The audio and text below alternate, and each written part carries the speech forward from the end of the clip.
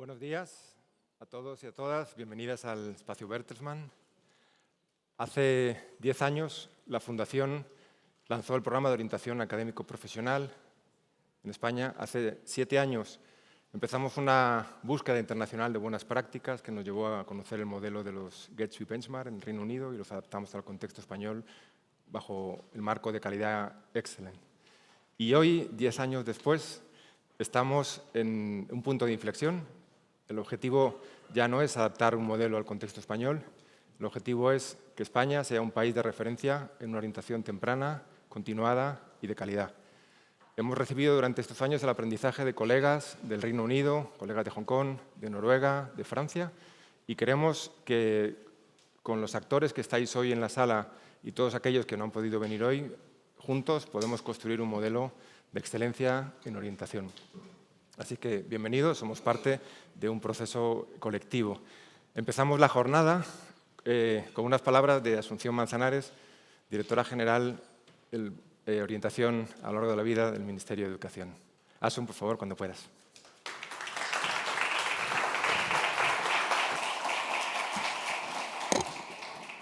Buenos días, directora, sin más apellido. Gracias, Juanjo. Buenos días a todos los asistentes a esta interesante jornada.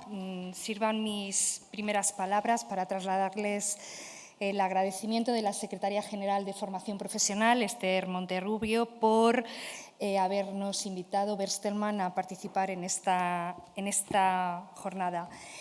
Como bien decía Juanjo, socios, aliados, desde un marco de colaboración pública-privada.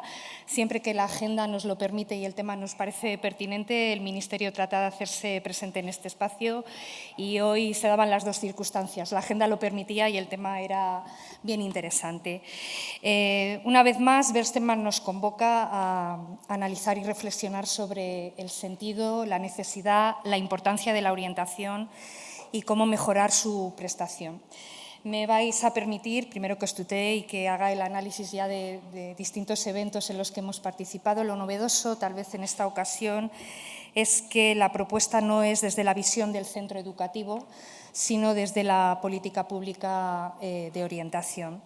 Como titular de la unidad del Ministerio que se ocupa de la orientación profesional y el aprendizaje a lo largo de la vida, entenderán que para mí y mi equipo que me acompaña esta mañana, pues el tema es especialmente oportuno. ¿Por qué nos parece oportuno tratar esta cuestión?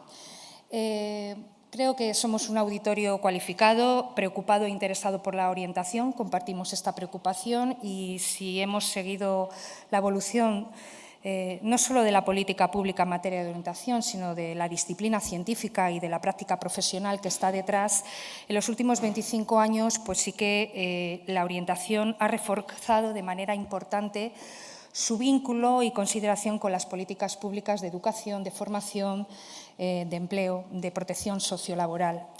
Es una política sectorial cuya evolución es muy sensible a lo que ocurran con estas otras políticas públicas, hasta tal punto que el grado de concertación que se consigue entre esas políticas públicas termina afectando al estatus, consideración, financiación y múltiples otras dimensiones de la orientación profesional.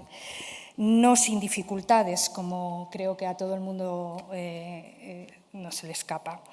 Y en ocasiones, y en el último cuarto de siglo, con cierta frecuencia más de lo que sería deseable, esa evolución se produce al albur de acontecimientos que han generado profundas crisis. Traigo a la memoria el crack bursátil del 2008, la crisis de empleo del 2012, la COVID del 19 o la lamentablemente todavía abierta guerra de Ucrania desde el 2022. O por otro lado, transformaciones que tienen un impacto rápido e intenso en la economía y el empleo, como es la doble transición digital y verde. Estos fenómenos impactan sobre la respuesta esperada de los sistemas educativos, formativos y de protección social laboral y, en consecuencia, impactan sobre las estructuras, servicios o departamentos de orientación. Me da igual que sea académica, profesional, me da igual que sean dentro del sistema educativo o desde estructuras que operan en la periferia del sistema educativo y vinculadas a los sistemas nacionales de empleo, por ejemplo. Con esto quiero decir que no es por casualidad que en este momento, y no solo por los documentos y acción de los organismos supranacionales o de la propia Comisión Europea, nos preocupemos de que la orientación contribuya al logro de objetivos públicos. No es por casualidad que nos ocupemos desde la orientación por elevar las tasas de graduación, por facilitar la reincorporación a la formación de la población que se cae prematuramente, por elevar las posibilidades de empleabilidad de la población activa, porque haya una impronta en el desarrollo económico y productividad de la fuerza de trabajo de nuestra ciudadanía. No es por casualidad. Son todos estos objetivos que están vinculados al fortalecimiento del espacio educativo europeo y a todas y cada una de las estrategias de competencias y de empleo que a nivel europeo se están poniendo en marcha prácticamente en el último cuarto de siglo. Como decía, hasta tal punto esta influencia es así que evidentemente el estatus, consideración y otras dimensiones se ven claramente afectadas. Pongámonos como ejemplo, en nuestro caso y en este momento la formación profesional es una política de país. Esto explica, por ejemplo, que tengamos el mandato legal de levantar una estrategia general de orientación profesional del sistema de formación profesional que, por la capacidad tractora de la FP y por el nivel de matrícula que en el último año y medio hemos conseguido en la FP, sí o sí va a impactar en las etapas obligatorias del sistema educativo y, por consecuencia, en las otras estructuras o servicios que operan en la periferia de los sistemas educativos, de nuestro sistema educativo. El Ministerio, en este momento, junto con las administraciones autonómicas competentes, está trabajando en el diseño de esta estrategia general a través de un comité técnico interterritorial constituido a tal efecto. Este análisis que hoy Bertelsmann nos propone desde la política pública además lo proyecta en el escenario internacional y además de manera seria y solvente, como no puede ser de otra manera, si al frente del trabajo desarrollado está el doctor Javier María Valle. Con esto quiero decirles que en el escenario internacional a la unidad que dirijo esto nos interesa de una forma particular. Somos la unidad administrativa en el Ministerio que es centro de referencia nacional de la red Euroguidance, de la red europea Euroguidance. Somos uno de los 68 centros de los 36 países europeos que desde hace 30 años, porque fuimos uno de los primeros países adscritos a la red, que se vienen preocupando de cómo traducir esa idea de orientación a lo largo de la vida y de favorecer la movilidad a nivel europeo, fundamentalmente de los profesionales de la orientación. Desde esta red, como Ministerio, somos muy conscientes de que tenemos situaciones problemáticas similares, pero en absoluto idénticas. En absoluto idénticas. Es probable que algunos de nuestros socios con los que nos reunimos en la red, con los que intercambiamos experiencias, conocimientos, con los que nos hemos visto en Copenhague el pasado 22-24, la semana pasada, hayan sido objeto de análisis. Ahora nos lo comentará Javier. Como Ministerio nos interesa sobremanera no solo ver la colaboración con estos países desde esa relación intergubernamental, sino ver qué dice la investigación, qué dice un estudio comparado sistemático, si se identifican patrones, si podemos llegar a conclusiones, si hay alguna explicación acerca de las relaciones que se pueden establecer para lo que como Ministerio en este momento nos interesa reforzar el impacto de la orientación. Porque lo realmente difícil es esto. Creo que todos compartimos la idea de que los sistemas institucionales de orientación son un elemento tremendamente contextualizado. Hay una idiosincrasia particular, no tiene nada que ver las estructuras agentes, incluso a veces funciones de los profesionales de la orientación de España con los de Finlandia. Puede haber un suelo común, pero luego hay muchas particularidades. Hay muchas particularidades y realmente es lo que hace difícil que haya una transferencia directa. No es lo que estamos buscando, pero sí que estamos buscando que comparando determinadas medidas que entendemos que son exitosas en materia de orientación, seamos capaces de identificar factores subyacentes que puedan transversalmente ser compartidos, conocidos, aprender de otros, en definitiva. ¿Por qué? Porque estamos en un nivel ciertamente de madurez de la orientación. A nivel europeo está claro que es un derecho ciudadano. Como tal, está reflejado en todos los marcos legislativos, tanto en materia educativa como laboral y social, y esto hace que sea fácil que la orientación se transponga en estrategias multilaterales de alcance nacional. Por otro lado, en orientación, me van a permitir que lo asevere así, no es tanta la necesidad de generar nuevo conocimiento, que sí, ahí hay una disciplina científica robusta, como que este conocimiento haga avanzar la práctica de la orientación. Estamos en un momento en donde necesitamos tener más evidencias acerca de cuál es el impacto, cuál es el valor añadido de la orientación a los procesos educativos formativos de reconocimiento de acreditación de competencias, de apoyo y acompañamiento a los procesos de upskilling o reskilling, etcétera, etcétera, etcétera. Por tanto, y evidentemente siempre en clave de inclusión y equidad, como no puede ser de otra manera. Por tanto, Clara, Carmen, presidente, gracias por la ocasión que nos brindáis esta mañana para el contraste de narrativas políticas, procesos, servicios de orientación a nivel europeo que beneficien a la sociedad. Creo que esto es un objetivo compartido de Bertelsmann y del Ministerio de Educación y además es muy fácil porque compartir a esto, adherirse a esto. La orientación desde sus orígenes, antaño, siempre ha sido sensible a las demandas sociales del momento. Siempre ha tenido una fuerte motivación social en favor del desarrollo humano y la autorrealización de la persona. Y esto desde sus orígenes. Este es el objetivo que debemos seguir persiguiendo, desde luego desde el Ministerio, desde luego en marcos claros y leales de colaboración pública y privada, porque si no estaremos contraviniendo la máxima de la orientación. Así que quedamos muy atentos a la interesante jornada y reitero las gracias en nombre personal y de la Secretaría General de Formación Profesional.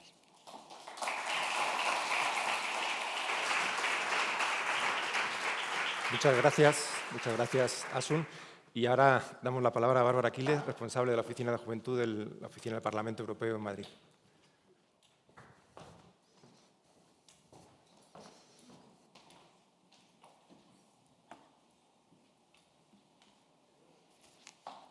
Buenos días. Muchísimas gracias a todos por la invitación. Es un honor para mí tener la oportunidad de daros la bienvenida en nombre del Parlamento Europeo a este encuentro dedicado a la orientación profesional. Un tema que está en el corazón mismo del futuro de Europa, el desarrollo del talento joven, la cohesión social y la competitividad económica. Vivimos en un contexto global muy complejo. En los últimos años, la Unión Europea se ha enfrentado a desafíos sin precedentes, empezando por la guerra de Ucrania, que se mencionaba antes, las tensiones en Oriente Medio, la crisis energética, el auge de la inteligencia artificial y su uso controvertido en algunas ocasiones, y los efectos del cambio climático. Además, Europa tiene que hacer frente a una triple dependencia en el plano de la seguridad, donde somos muy dependientes, no se le escapa a nadie de Estados Unidos, en el plano de la competitividad, tenemos una dependencia / competencia de China, energético con Rusia. Hacen falta profesionales, jóvenes comprometidos y formados para hacer frente a todos estos retos. Y es precisamente por eso que la orientación profesional es hoy más importante que nunca. Europa necesita jóvenes preparados, críticos, comprometidos, pero también bien acompañados en su toma de decisiones formativas y laborales. Porque la realidad es clara.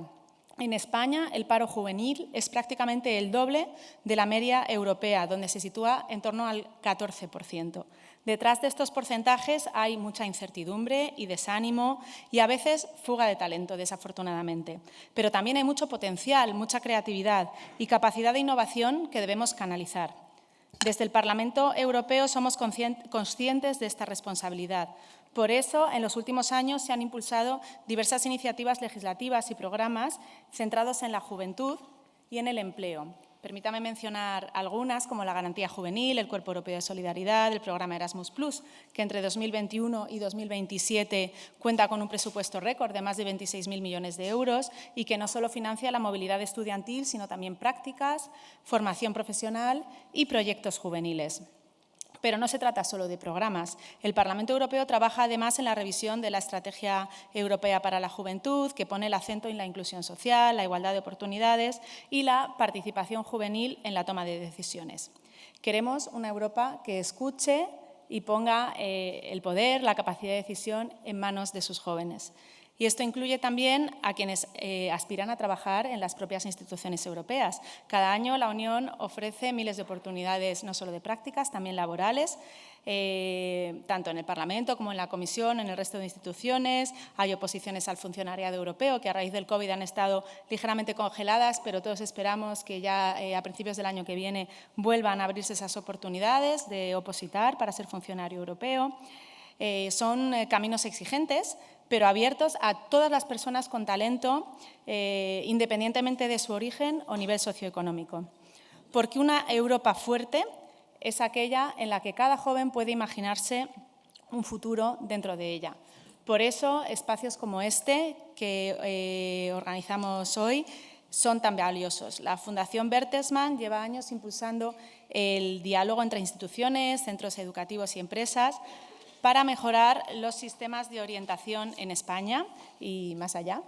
Y este nuevo estudio, comparando modelos de otros países europeos, la experiencia canadiense, será sin duda una herramienta inspiradora y una valiosa oportunidad para aprender juntos. Porque entender cómo otros países acompañan a su juventud nos ayuda a repensar nuestras propias prácticas, a reforzar la colaboración entre niveles educativos e instituciones y a construir itinerarios más personalizados, más inclusivos y más conectados con las necesidades reales del mercado laboral. Europa se construye cada día, en actos como este también, en las aulas, en los centros de orientación, en los programas de prácticas, en las conversaciones que ayudan a un joven a descubrir su vocación, porque un trabajador contento y feliz con lo que hace siempre es más eficaz y más eficiente. En el Parlamento Europeo estamos, por tanto, convencidos de que la inversión más inteligente que puede hacer una sociedad es invertir en su juventud, en su futuro, y no hay política más europea que creer en el futuro de las nuevas generaciones. Muchas gracias a la Fundación Bertelsmann por su liderazgo, a todos los presentes por compartir vuestra valiosa experiencia, por vuestras ideas, experiencias y compromiso. Termino ya con muchas ganas de participar en esta jornada inspiradora y seguro muy fructífera. Muchas gracias.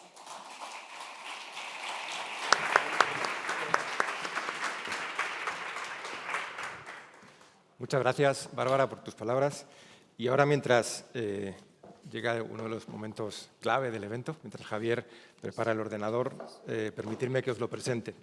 Javier Valle es director del Grupo de Investigación de la UAM sobre Políticas Educativas Supranacionales. Doctor en Educación, premio tesis doctoral por la Sociedad Española de Educación Comparada, premio extraordinario de doctorado, profesor titular de la Universidad Autónoma de Madrid, especialista en política educativa de la Unión Europea y en la implantación de sus competencias claves.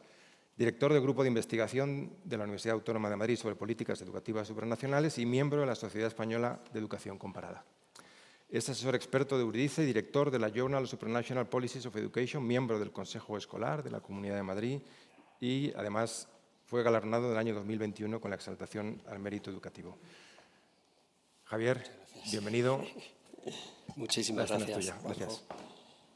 Bueno, muy buenos días a todas, muy buenos días a todos, autoridades, miembros y responsables de la Fundación, colegas, amigos que estáis aquí. Lo primero que quiero decir es que me siento enormemente honrado por dos cosas. Por la oportunidad de hacer la investigación y por la oportunidad de compartirla en un espacio y en un acto de tanto calado como creo que este está teniendo. Bueno, lo que vamos a ver es la orientación en sistemas educativos de nuestro entorno y por qué creemos que es importante, qué hemos hecho, eso es lo que les voy yo a contar aquí poco a poco. Pero no teman, porque solo tengo 30 minutos, así que va a pasar rápido. No sé si dolorosamente, pero rápido. En cualquier caso, sí les prometo una cosa, no les voy a destripar el libro. Léanselo. Claro. Lo que voy a hacer aquí es dar los inputs más relevantes o algunos aperitivos para dejarles con hambre. ¿Sí? Aperitivos sí les voy a mostrar. La totalidad del libro no podría. ¿Sí? Bueno, lo que voy a abordar primero es el origen y el sentido que tiene una investigación de este tipo. En segundo lugar, el marco metodológico, muy brevemente. Y el marco teórico también brevemente, porque yo creo que lo que la gente más quiere siempre en un menú no son los entrantes, sino los platos principales. Y aquí hay dos platos principales, que son los resultados y los aportes reflexivos, ¿sí? Les daré una pequeña degustación de cada uno, ¿vale? Origen y sentido de la investigación. Todos sabemos, y se ha mencionado ya aquí de manera muy oportuna, que España tiene unas tasas de desempleo absolutamente intolerables para España como sociedad y para los jóvenes particularmente.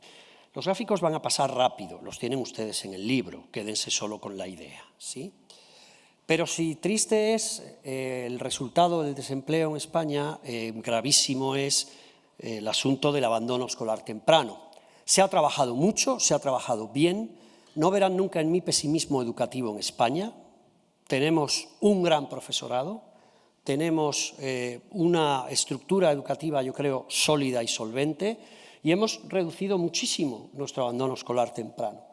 Pero bueno, algunos países como Portugal también lo han reducido y mejor. El problema es que hay que seguir trabajando y trabajando más, ¿sí? En todas estas cuestiones, desempleo, abandono escolar temprano, la calidad global de un sistema educativo, lo ha dicho el CEDEFOP, no yo, la orientación es determinante, claramente determinante, el Centro Europeo para el Desarrollo de la Formación Profesional. Y de ahí esta alianza de sacar adelante este estudio entre la Fundación Bertelsmann y HIPES de la Universidad Autónoma de Madrid. Es en este punto en el que debo agradecer a muchas personas que esto haya sido posible. En primer lugar, a Vicente Hernández, que me puso en contacto con la Fundación, y a la Fundación con HIPES, profesor de comillas, hoy hay colegas aquí de esa universidad.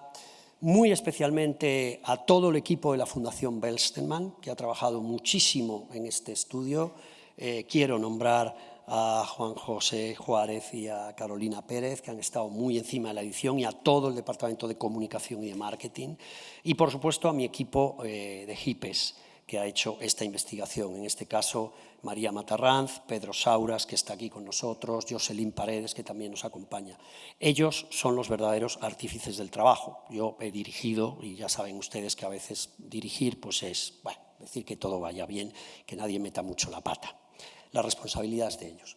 Pero es muy valiosa esta alianza y espero que siga mucho tiempo. Marco metodológico. Bueno, ¿qué hemos hecho? Teníamos varios objetivos. En primer lugar, definir un marco supranacional. Estamos convencidos que existe y que es importante. Conocer los sistemas de orientación en otros países para ver convergencias y divergencias. Ya les digo a ustedes, yo soy especialista en educación comparada. Comparar es odioso, todos lo sabemos. Y comparar es muchas veces inútil, porque cada realidad es un mundo. Y dirán, entonces, ¿para qué se divierten ustedes con esto? Pues bueno, en gran parte para eso, para divertirnos académicamente, y si de paso podemos aprender alguna cosa, ¿vale?, pues la aprendemos, pero siempre con mucha cautela, hay que comparar con mucha cautela, ¿sí? Tenemos además como objetivo el encajar los modelos que nos hemos encontrado en estos marcos supranacionales y hacer, sobre todo, unas propuestas modestas a modo de reflexiones que pudieran aportar alguna cuestión, ¿vale? Se han hecho, por tanto, dos estudios que tienen ustedes detallados en el libro, uno supranacional, analizando una serie de organismos internacionales, los más clásicos en la cuestión educativa, aunque hay muchos más, y un estudio comparado de 10 países de nuestro entorno, ¿sí? No solo europeos, porque hemos metido Canadá por el especial interés que tiene, nos van a hablar de ello después, más adelante. En el estudio comparado, clásicamente lo que se quiere es buscar convergencias, divergencias, eso sí, con un delicado árbol de parámetros comparativo que nos permita no hacer una sucesión de descripciones. Comparar no es describir sucesivamente. Comparar es buscar, evidentemente, unidades que nos permitan sacar algunas conclusiones de la comparación. Los criterios de comparabilidad veíamos que se cumplían porque eran países de nuestro entorno, que tenían cierta homogeneidad, pero a la vez cierta diversidad y pluralidad, y la temporalidad que hemos elegido es estática, a tiempo, a momento de hoy, 2025. Los países elegidos todos tienen un alto índice de desarrollo humano, como ven ustedes ahí. España en eso no nos podemos quejar, todos tenemos un nivel muy alto de índice de desarrollo humano, estamos en la parte buena del planeta, ¿sí? Y en el estudio supranacional lo que quisimos hacer es un modelo gráfico que permitiera explicar cuál es, según los organismos internacionales, lo que debe ser la misión, la visión, los instrumentos, las acciones en materia de orientación educativa y profesional. Bueno, hasta aquí los entrantes. ¿Bien? ¿Va todo bien? ¿El cóctel ha salido bien? Vale, vamos a sentarnos a la mesa. Marco teórico, muy rápidamente. Los modelos. Bueno, esto de hablar de modelos es, insisto, una cuestión claramente académica, porque ningún país tiene un único modelo y no existe un modelo puro como no existe nada perfecto en el planeta. Sin embargo, se vienen hablando tradicionalmente de estos 5 modelos, uno que se centra más en una intervención individual, otros que van más en distintos programas estructurados, el de orientación profesional, el de orientación académica, el de orientación personal, otro que tiende a externalizar los servicios, otro que tiende realmente a trenzar en un modelo educativo constructivista la orientación con la acción educativa, otro más de consultoría, ¿vale? Y estos modelos han ido evolucionando también mucho en España a lo largo del tiempo. Desde los inicios, a principios del siglo XX, donde prácticamente era una atención escolar que tenía que ver con las aptitudes, hasta lo que tenemos hoy, ha habido un gran recorrido que ustedes tienen ahí. No me voy a detener mucho, pero hay algunos hitos importantes, como puede ser la LOCSE, que en España introduce la orientación como un elemento del sistema educativo verdaderamente determinante, y después la LOE, la LOMLOE, etcétera, en gran parte apoyadas y ayudadas por los marcos supranacionales, porque evidentemente todo lo que tiene que ver con competencias clave no es una invención ni nacional ni ideológica, es un paradigma compartido por toda la Unión Europea, y eso ayuda mucho también a ver toda la cuestión de la orientación en clave competencial, lo cual es muy interesante. Y a su vez conecta con el paradigma de aprendizaje permanente. Tenemos aquí a la directora general de aprendizaje permanente, porque es uno de los hilos conductores que más claramente se identifican en toda la investigación.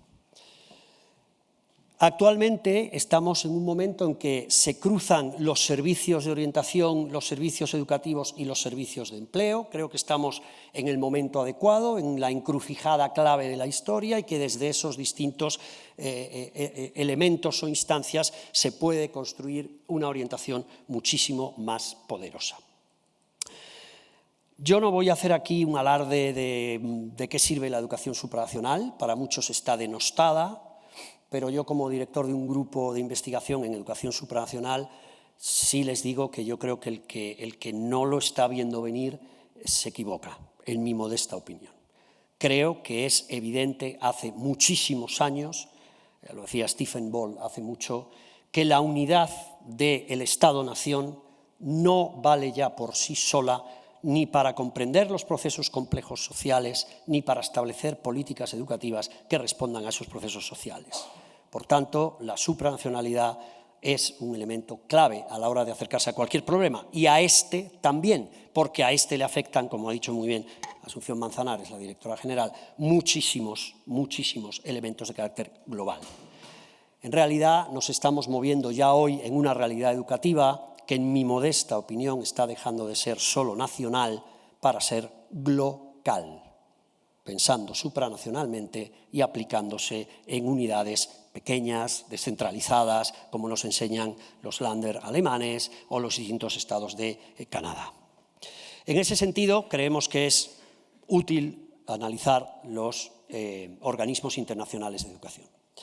Hemos hecho un estudio documental de todas las políticas educativas más novedosas documentalmente de esas instancias, y también de instituciones no gubernamentales, que las tienen ustedes ahí, por el evidente impacto que tienen en lo que es la profesión orientadora y lo que son las estructuras orientadoras en las políticas públicas, tanto nacionales como regionales.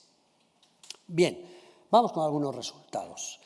En primer lugar, del estudio supranacional, hay que tener en cuenta que los distintos organismos supranacionales tienen distintos enfoques a la hora de abordar la cuestión de la orientación. Distintos enfoques que para nada significan que haya elementos radicalmente distintos, ¿sí?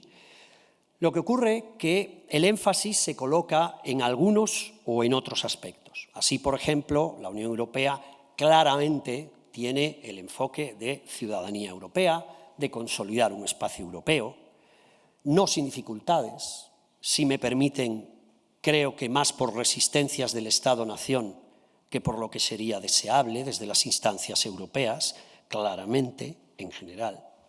La OCDE, sin embargo, bueno, pues en su ADN tiene esa consolidación económica y esa mejora de los sistemas económico-productivos y de los mercados laborales, y lo que se deriva de la ONU y de UNESCO tiene mucho más que ver con un aseguramiento de la orientación, no solo como derecho, sino yo creo como algo que va más allá del derecho y es la dignidad de la persona.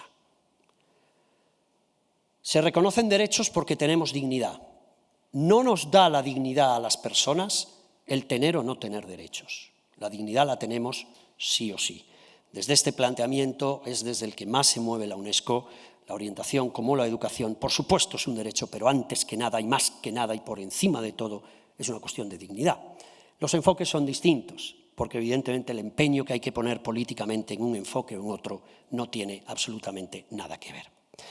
Para cada uno de estos organismos hemos hecho un cuadrito que a nosotros nos gusta mucho, que queda muy bien.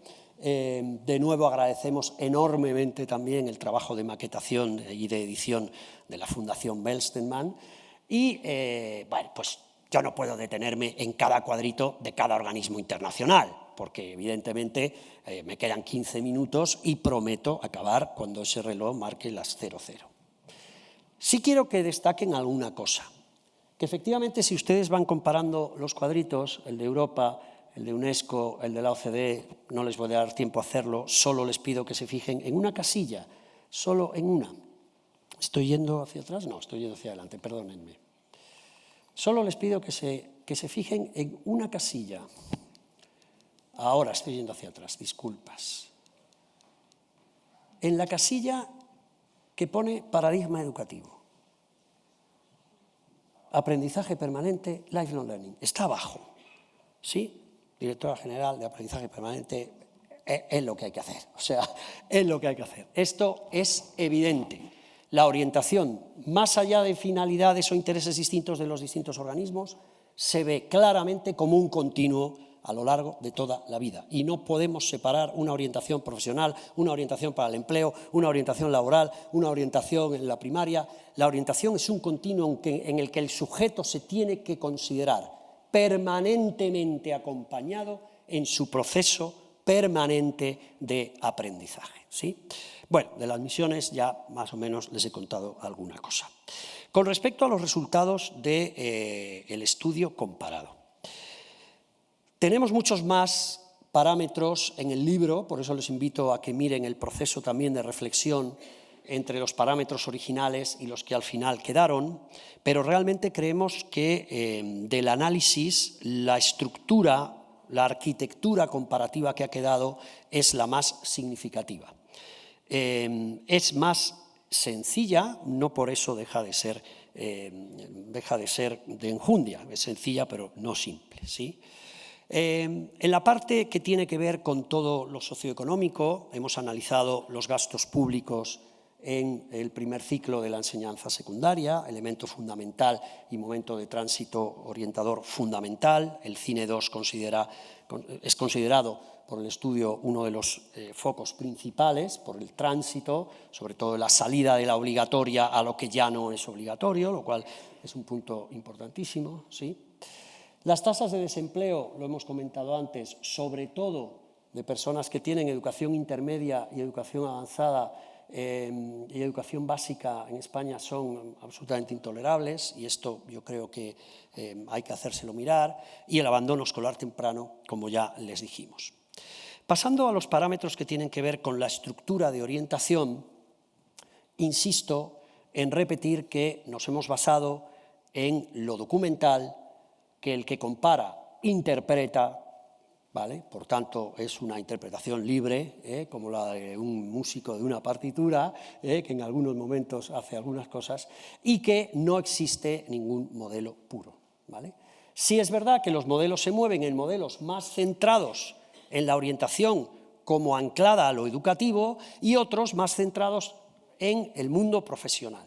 En nuestro punto de vista, desde luego, los modelos más personalizados, más flexibles, como por ejemplo el de British Columbia, de Canadá, modelos como el de Finlandia, modelos que están a mitad de camino son los que mejor trenzan, no por el hecho de que estar a mitad de camino no estén en ningún lado, sino porque efectivamente toman de los dos lados la mejor parte. En lo que tiene que ver a lo que son los elementos del currículo y su contacto con la orientación, hemos analizado si la orientación era una cuestión de asignatura, de obligatoriedad, de optatividad, de área, de competencias, y como ven ustedes, la variedad es grande, lo que también ratifica el hecho de que no hay modelos perfectos tampoco. La perfección no existe en nada, ni en los modelos educativos, ni cuando uno se va a comprar un traje, que uno lo ve maravillosamente en el modelo, y cuando se lo pone él en la tienda dice, bueno, yo claro, es que no soy el modelo en el que vi el traje. Por tanto, es evidente que las diferencias corresponden también a una tradición educativa, social, histórica, que hay que tener muy, muy en cuenta.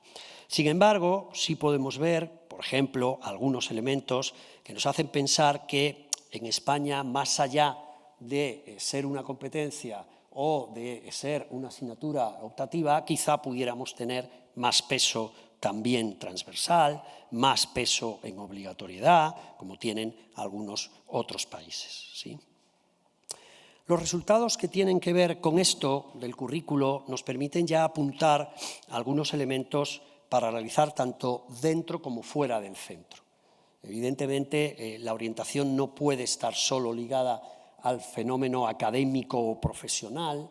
La orientación personal tiene que ganar mucho peso porque de cómo es cada uno también va a depender las expectativas de sí mismo en cuanto al encaje profesional y a la autoeficiencia y al éxito profesional, ¿sí?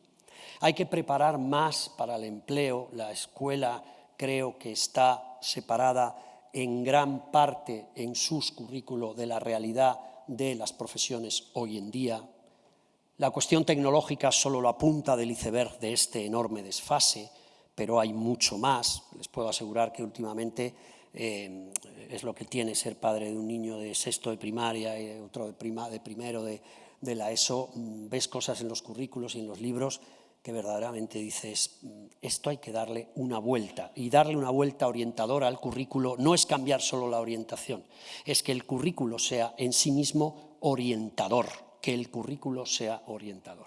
Y, por supuesto, para realizar fuera del centro todo lo que ustedes quieran poner, explorar más el mundo profesional, sacar más la escuela a las profesiones, etcétera, etcétera. Del estudio comparado también nos resultó muy interesante en esa vinculación con el currículo cómo considerábamos que los distintos estados tenían una vinculación con la educación o con el currículo, con el mundo profesional, perdón, o con el currículo, esa presencia de la orientación profesional, ¿sí? Y, bueno, pues como ven ahí, hay países con una vinculación con el mundo profesional muy alto y también en el currículo, como el Reino Unido, se ha puesto aquí antes de ejemplo, o Dinamarca o Alemania, y otros menos, a tenor de lo que dicen los documentos, ¿sí? Elemento importante de comparación es también lo que tiene que ver con cómo se implican tanto las estrategias que se hacen en los estudios de orientación como las familias a la hora de trabajar esas estrategias, ¿sí?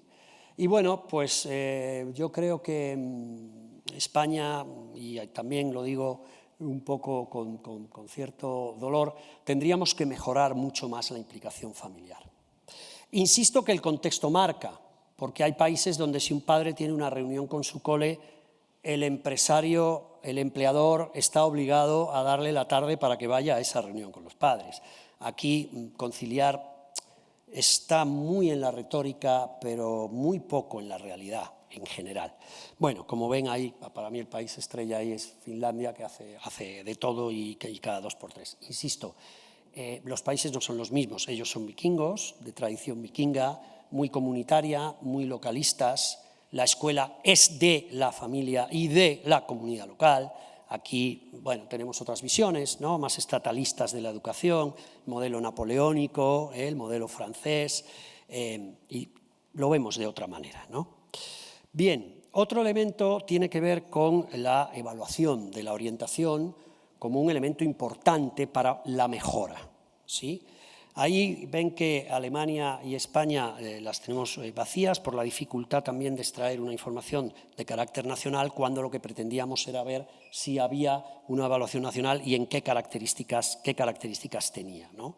Pero hay muchas cosas que hacer, portfolios individuales desde el primer momento, no solo cuando hay una situación de acoso, de bullying, quizá ya sea tarde. Hay que hacer seguimientos de orientación mucho más constantes desde muchos más pequeños, ¿sí? Hay que tener instrumentos cualitativos de evaluación más estandarizados, hay que tener sobre todo unas evaluaciones nacionales de la orientación que todavía estamos lejos de ellas. Medimos muchas cosas de la calidad del sistema educativo, creo que la orientación menos, y las medidas que hacemos son sobre todo o fundamentalmente de rendimiento. Creo que hay que medir un poquito más, creo que a la evaluación hay que darle mucha vuelta. Bueno, pues hasta aquí hemos llegado. Ya está casi todo, estamos en los postres y me quedan 5 minutos para que no se me acaben ustedes de dormir. Bueno, vamos a los aportes reflexivos. Los aportes reflexivos verdaderamente quieren ser eso, no es una expresión de falsa modestia. Quieren ser, en primer lugar, un aporte posible de los muchos que puede haber cuando ustedes se lean en detenimiento el libro. Yo espero haberles abierto ese apetito. Unos aportes, digo, y reflexivos. No son conclusivos, no son imperativos, ¿no? Sí creemos que hay muchas líneas de trabajo. Algunas están aquí, pero otras no. Otras están también en el estudio académico, que es evidentemente mucho más prolijo y más aburrido. Ese se lo recomiendo menos que se lo lean, pero si tienen interés en ver todas las conclusiones detalladas, también están ahí. En primer lugar, vemos que la orientación es un componente ya clave, ineludiblemente clave, y que ha ido creciendo, y que la clave va a ser atenderla de manera integrada. La orientación no es personal, no es profesional, no es laboral, porque yo no puedo separar de mi ser el ser estudiante del ser persona, de lo que me pasa en casa, de cómo me proyecto de pequeñito en ser un piloto de un jumbo. No lo puedo separar, soy uno, ¿sí? A nivel internacional, la orientación es un derecho, evidentemente, y exige, por tanto, de políticas flexibles que tengan, sobre todo en el centro, la dignidad de la persona. Y para mí esto es determinante. Nos parece claro que los países en los que hemos encontrado pues mayor alineamiento con los organismos supranacionales son países con unos modelos de orientación tradicionalmente más estables, que tienen un impacto mayor en el tiempo, y percibimos en ellos, no hay una correlación evidente que pueda establecerse cuantitativa, pero percibimos en ello mejores tasas de inserción laboral, menos abandono escolar temprano, y eso nos lleva a pensar que cuanto antes nos pongamos a trabajar en la orientación y cuanto más intensamente lo hagamos, mejor para todo el sistema económico productivo. Por otra parte, los sistemas educativos integran mucho dos cosas que a mí me parecen determinantes. Que la escuela se mezcle con el ámbito al que pertenece, que es la sociedad. La escuela no es una burbuja. Muchos chavales empiezan a ver la escuela como la caverna de Platón. Aquí tenemos que venir a hacer exámenes a mano y en solitario y en un tiempo determinado y sin papeles, cuando nadie trabaja ya así en una empresa. Se trabaja colaborativamente, con tecnología, en equipo, ¿no? Creo que tiene que salir la escuela fuera y creo que eso va a ayudar también a una orientación más adecuada a la realidad de la vida. Y, por supuesto, insisto, creo que en el caso español la implicación de las familias es grave. Y creo que esto es un asunto también socio-laboral. Creo que el tema de la conciliación no lo estamos haciendo razonablemente bien.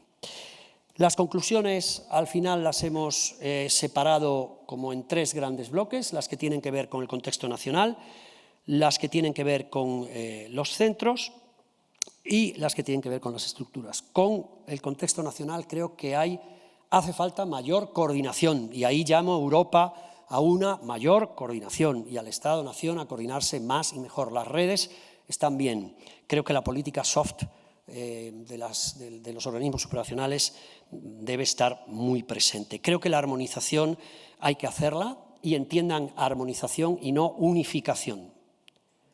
La Unión Europea lo tiene muy claro en su lema: unidad en la diversidad, unidos pero diferentes, y en latín mucho más bonito: in varietate concordia. In varietate, primero, somos distintos, pero a pesar de eso trabajamos y estamos en paz, nos alineamos, ¿no? Creo que hacen falta normas legislativas que al mayor rango permitan un seguimiento de la orientación en todos sus niveles y en todos los estados. Y desde luego hace falta mayor evaluación. Creo que aquí todavía tenemos un largo camino. En cuanto a las administraciones educativas regionales, sí hay que esforzarse por cooperar a nivel nacional, a nivel intracomunidades hay que hacerlo todavía más. Es más fácil a nivel de comunidades autónomas intercambiar buenas prácticas porque están cerca. Creo que como de ellas depende la formación del profesorado en gran parte, la formación permanente, la especialización del profesorado en orientación es determinante y ellas, mejor que nadie, conocen un contexto profesional próximo que permite esa educación local. Ciudadanos que miran al mundo desde Europa, pero que pueden empezar insertándose profesionalmente en su contexto local. Por supuesto, la orientación del currículo hay que darle una vueltita. El tema competencial también merecería asunto aparte y la evaluación de todo el sistema educativo desde una perspectiva orientadora creo que es un asunto pendiente.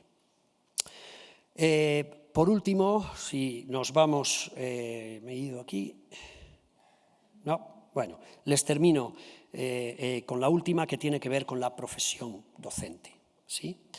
Creo que los orientadores necesitan una formación del máximo nivel, gracias. Creo que necesitan una formación del máximo nivel, lo más especializada posible. Me pasa lo mismo con el liderazgo escolar, con la dirección escolar. Creo que hay que trabajar más en una especialización en este sentido. Los sistemas de acceso hay que hacerlos mucho más flexibles, pero a la vez quizá más acordes a esa formación de máximo nivel, con una carrera profesional y con unas redes de intercambio que permitan también intercambiar no solo experiencias globales de formación, sino experiencias prácticas. Me he pasado 40 segundos. 1 millón de gracias por su atención, por esa escucha tan activa y tan amable. Es impresionante. Creo que el espacio impone y eso está bien. Y de verdad quiero terminar como empecé, agradeciendo a la Fundación la oportunidad de haber hecho esto, agradeciendo al equipo de la Fundación, Juanjo y Carolina, y a todo el equipo Gipes, Pedro, Jocelyn, María, que han hecho este trabajo, todo su aporte. Gracias, adelante, y cuando se lo hayan leído bien, seguimos hablando, me tienen por email, me tienen a su disposición. Será un placer. Gracias, muchísimas gracias.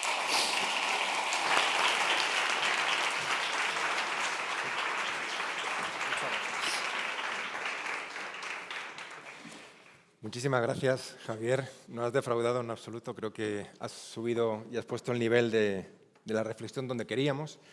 Ahora, permitidme que os presente a Sarena Hopkins. Ella es presidenta y fundadora del International Center for Career Development and Public Policy de Canadá. Sarena es además directora ejecutiva de la Fundación Canadiense para el Desarrollo Profesional y desde estas instituciones ha contribuido al desarrollo de marcos políticos para el Consejo de Ministros de Educación y Formación del Atlántico y el Consejo de Ministros de Educación de Canadá.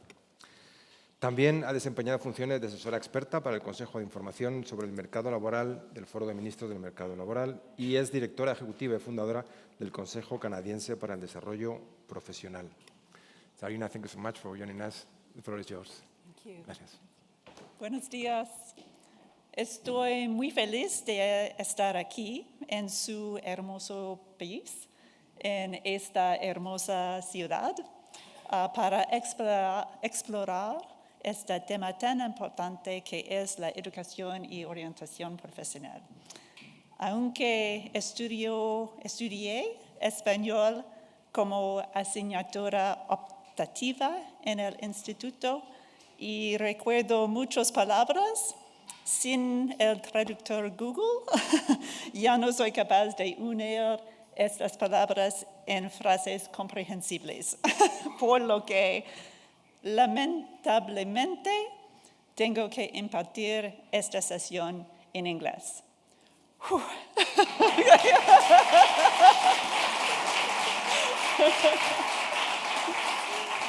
I want to thank the Bertelsmann Foundation very much for inviting me to be here, supporting this very impressive work that you are doing.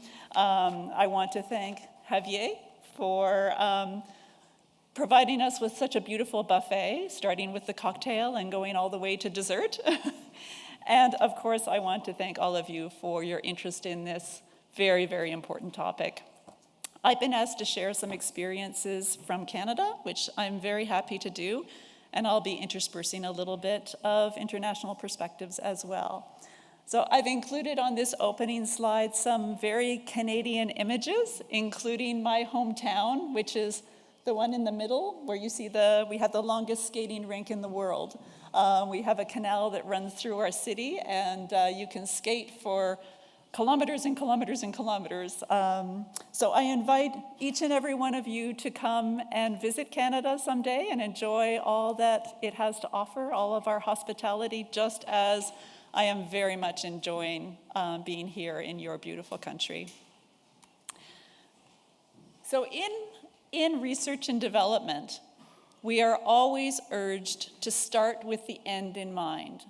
So if you are developing a program or a new initiative, start by understanding what you hope that program will achieve in terms of outcomes, and then work backwards to purpose build in order to achieve those outcomes.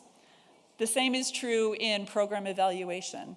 If you're going to evaluate a program, you always want to first understand the outcomes it's supposed to achieve and then build your evaluation methodology to actually measure those things. So I'd like to start with some questions that takes that best practice of starting with the end in mind and apply it to our lens in education. And so my question to you is, what outcomes do you most want for the young people you love? When you think about your sons, your daughters, your nieces, your nephews, your neighbors, your grandchildren, what do you hope education will give them? When they leave education, in what ways do you hope they're going to be different than they were when they started their compulsory education? What outcomes do you believe are most important to position them for a good life as adults who will be navigating the world beyond compulsory education?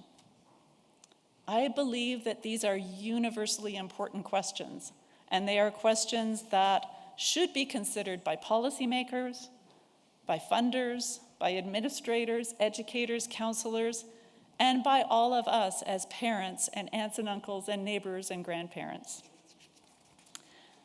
So when I think about my own daughter, there she is when she was little. She's now in her last year of university. What I most wanted for her from her compulsory education was not closely tied with what was given the most airspace and the most emphasis in her schooling. In Canada, our curriculum, especially in the senior years, is very crowded. There is a strong, strong emphasis on teaching content, more content, more content. But she holds endless content in her pocket. In today's disrupted labor market, what she's really needing is a heightened degree of self-awareness and labor market awareness, new skills and new strategies. So my dream for her was much less about content and much more about connection.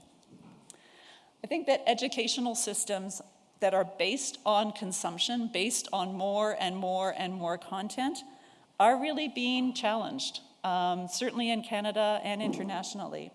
Increasingly, we're seeing these educational systems being compelled to shift from consumptive models, where our students are being given information to consume, to ones that are much more grounded in connection, helping students to build interconnected skills and strategies that will equip them to be lifelong learners, helping students to connect the academic content that they are learning, to connect that to themselves and to the world around them and potential working lives, helping students to connect who they are with what they're learning with possible futures, and to use all of that to make some informed decisions about their next steps after compulsory education. And so, what I wanted for our daughter was to understand how learning connected to her, how the world around her was connected to her, and the possible futures that lay in front of her. I wanted her to be an intentional learner, an informed decision maker, and to realize that school was in fact a privilege. It wasn't something that she had to do because I told her, or her teachers told her, or because it was compulsory. It was in fact in service to her and her future. I wanted her to understand that education was preparing her for her next steps. So what I wanted for her was an education that was focused around her career development, and her future. So think about what you most want for the young people that you love. And with these outcomes in mind, I'd like to take a look briefly at what the research tells us are the impacts of quality career guidance. So this slide is very crowded. It's crowded on purpose because we actually have a very extensive body of evidence that demonstrates the impacts of career development, career guidance. The short-term educational impacts, the medium-term labor market impacts, and the long-term life impacts. And so I'd like to spend the next little while unpacking those impacts for you. So let's start with educational outcomes. Even if you are devoted to the importance of academics, which I am, even if that is your driver, what you believe is the driver for education, career guidance is still a very smart investment because it serves as almost like a jetpack, that propels students to greater achievement. We know that career education and guidance increases student engagement and persistence in education. According to the research, student engagement peaks around 10 or 11 years old. So students are very engaged in primary school. They think their teachers are cool. They want to be there. And from about the age of 10 or 11, student engagement goes down, down, down. So why do you think that is? What happens at around that age? If you think about the young people that you've known that are about 10 or 11 years old, what starts to happen? They start to ask, why? Why do I have to make my bed? Why do I have to eat vegetables? And to their teachers, they are asking, why do I need to learn this? And I think that as an educational system, we have failed in providing compelling answers to that question. So career education provides those answers. Guidance provides those answers. It connects learning to what matters to the students, to a future that matters to them. So when students understand that learning is a building block to their future, their motivation, their clarity of purpose, and their confidence increase. So too does their engagement with school and their persistence to graduation. A Canadian randomized controlled trial looked at exactly this issue, and we looked at outcomes for students who had received career guidance or a financial incentive, so actually been given money to go to post-secondary education, either received both of those or none of them. So there were 4 cohorts in the study. Career guidance, financial incentive, both or neither. What we found was that career guidance yielded a 10 percentage point increase in post-secondary enrollment, who were 50% more likely than members of the control group to continue in their education. And this increase reduced the gap between the low-income participants and their more advantaged peers by 70%. It's an impressive outcome that really underpins the role of career guidance in not only improving educational persistence, but also contributing to equity and social justice goals.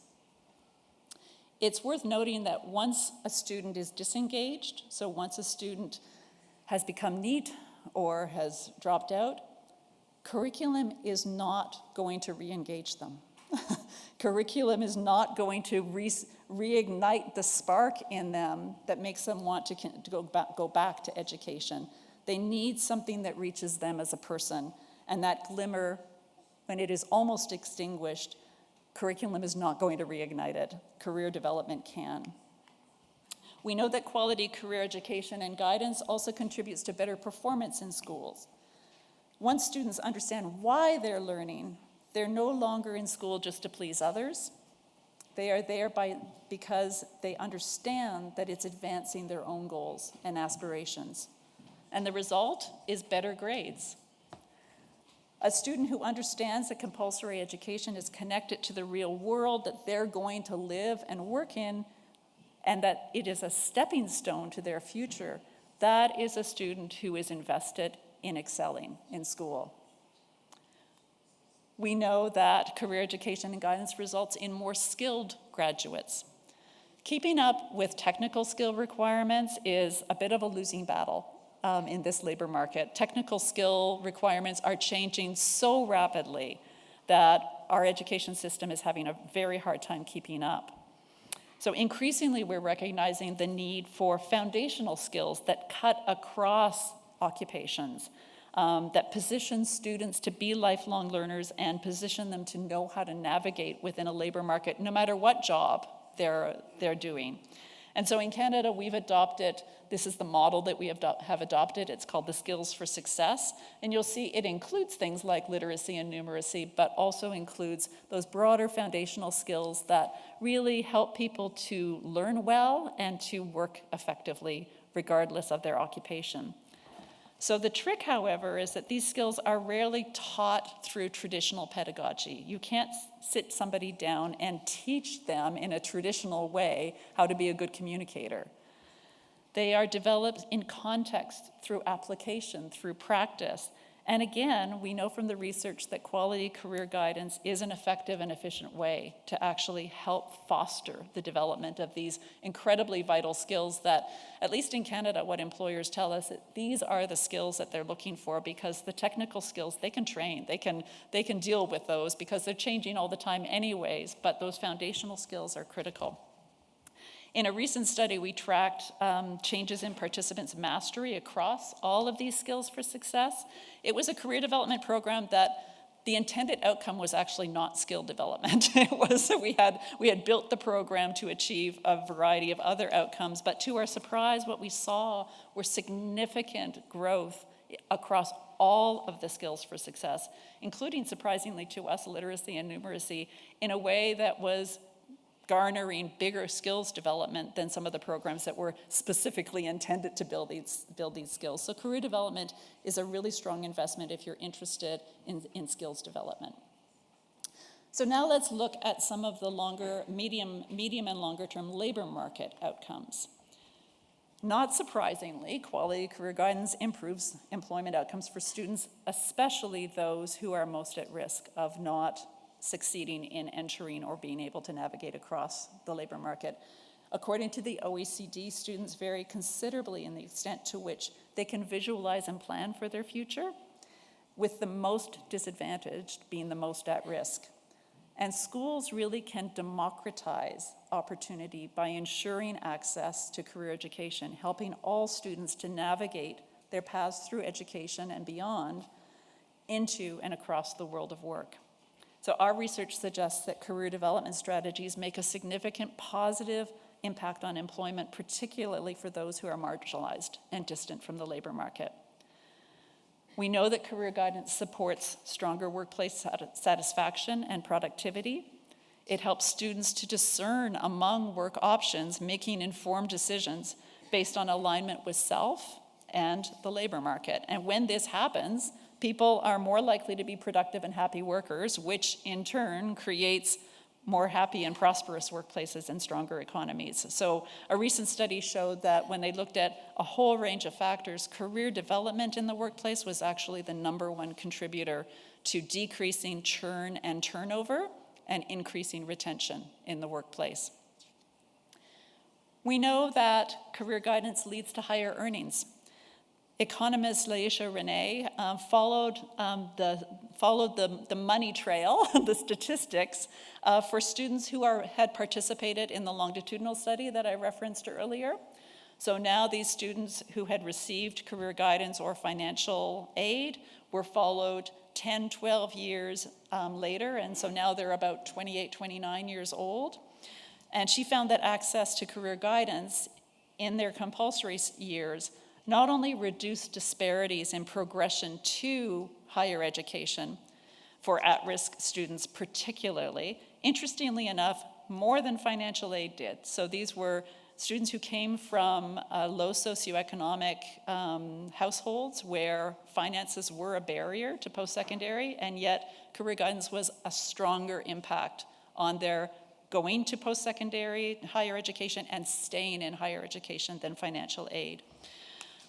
She also found that career guidance increased these young people's income as they moved into their 20s and into their early 30s. According to Renee's research, students who received career guidance in compulsory education earned approximately $2,700 per year more, a 10% increase in income by their late 20s compared to their counterparts who didn't receive career guidance.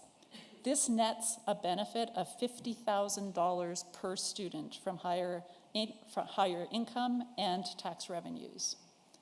So if you're only interested in money, career guidance is still a good investment. Studies have linked career programming to substantial decreases in reliance on social assistance and positive impacts on recidivism among incarcerated people. So if you look across, when you think about governments and the most expensive costs that they incur, social assistance costs, the social justice system, addictions, mental health, what we're seeing in our research are reductions in costs across some of those budget lines that are the biggest drain on government budgets. And so finally, keeping in mind those outcomes that you most want for the young people that you care about, we also know that career development supports stronger health. Before working in career development, career guidance, I worked for over a decade in mental health. And I worked with people who had been diagnosed with severe and persistent mental illness that was quite resistant to treatment. Almost everyone that I worked with lived in poverty and were isolated from their communities. And almost all of them had been at one point or another deemed either unteachable in the school system or unemployable in the labor market. And what I saw was that often the traditional mental health interventions had relatively limited impact with this group of people. But when I could help them to begin to see themselves a little bit differently in terms of a possible future, when I could help them to imagine a time in their life down the road where perhaps they were contributing even a little bit through some kind of learning, whether it was formal or informal, or some kind of work, whether it was paid or unpaid. When that spark was ignited and they were able to get out of their homes and into community in some way, formal, informal, paid, unpaid, it had a massive impact on their health.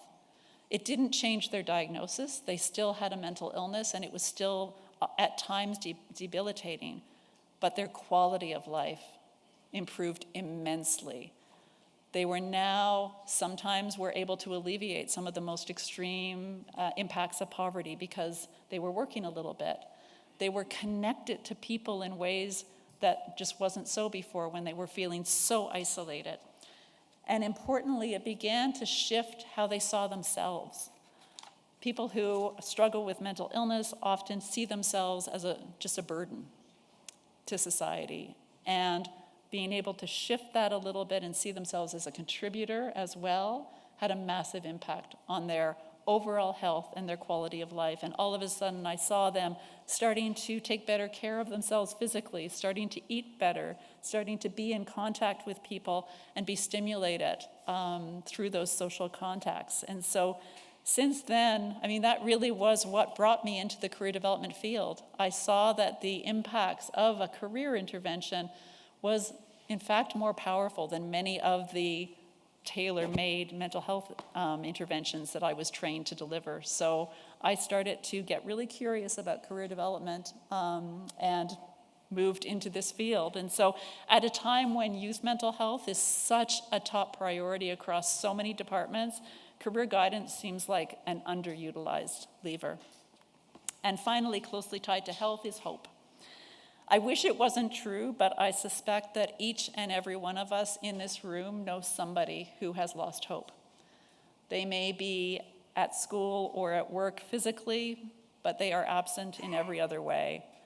They don't see the point anymore. They have stopped engaging in work or in life. And the spin-off costs of this disengagement, this loss of hope, whether it's psychological, social, and economic, are absolutely immense. The compulsory school years are the only time we actually have a captive audience. It's the one time where we have a chance to foster connection with young people. It's the one time when we have the chance to inspire them, to motivate them, to ensure that they move into adulthood informed, competent, and clear about their future, and hopeful about their capacity to achieve it. And so I would suggest that we cannot miss this one time. We cannot miss this chance. And so these are some of the outcomes that we know from the research emerged from quality career guidance. And now I'd like to explore a little bit about what constitutes quality. When we say quality guidance, what do we mean by quality? I will say that I've really delighted in reading the materials that you have developed through the Excellence Program. If you had seen me reading those reports, you would have seen me smiling and nodding my head in agreement with so much of what you've written. I was curious to what extent there was consistency between the keys, the claves, from the excellence model with our own Canadian framework and the UK Gatsby, and then I looked at several others. But as you'll see, there's a high degree of alignment between the work that you have done. And as I'll point out over the next couple of minutes, there's also some areas where you really have moved the marker forward for the whole international community. You said that you want to also be a model, and I would say that you are achieving that. So let me start by looking at the areas where we really agree. We certainly agree on the need for a stable, appropriately resourced guidance strategy that places students' career development at the center of education. Increasingly governments, I think, are really recognizing the essential contribution of career guidance to their immediate educational imperatives as well as broader socioeconomic goals.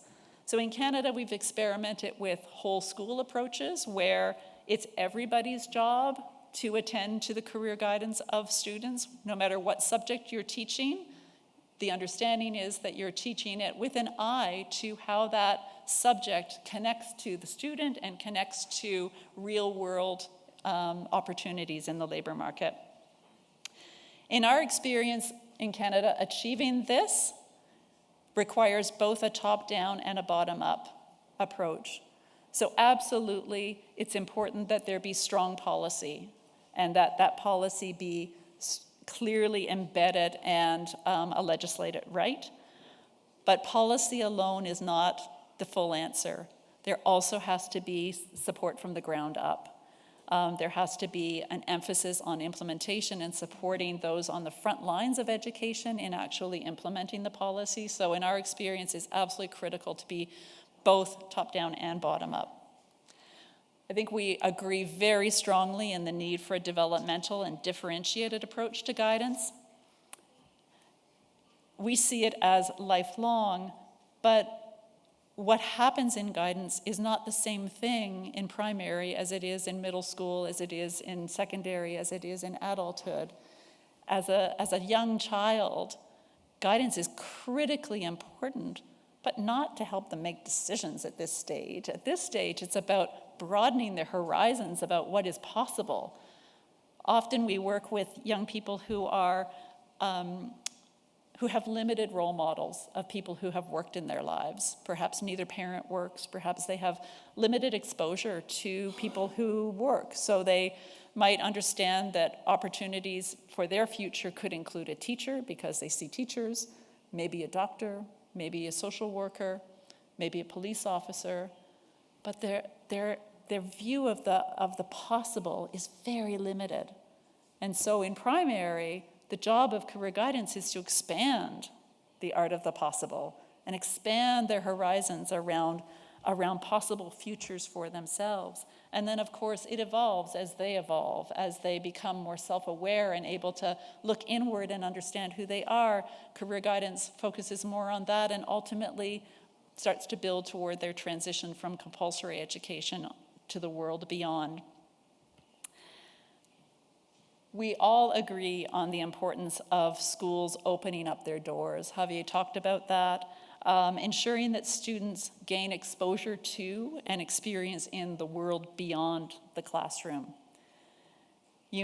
So one of the things that we have done in elementary schools that is developmentally appropriate is invite parents and community members into the school to talk about what they do and to ideally show kids what they do and let them try it out. We call them human libraries. And so instead of taking out a book, the young student takes out a person and they're able to get a sense of what they do. And not only is it developmentally appropriate, it's expanding their horizons of what's possible and the kind of work that happens right underneath their noses in their communities, but it also breaks down that artificial barrier between schools and the community around it. So any opportunity that you have to bring community into the school and bring students out into community is an important thing to do. One of the programs that we have in Canada is called Career Trek, and it's focused on young people who are highly at risk of leaving school.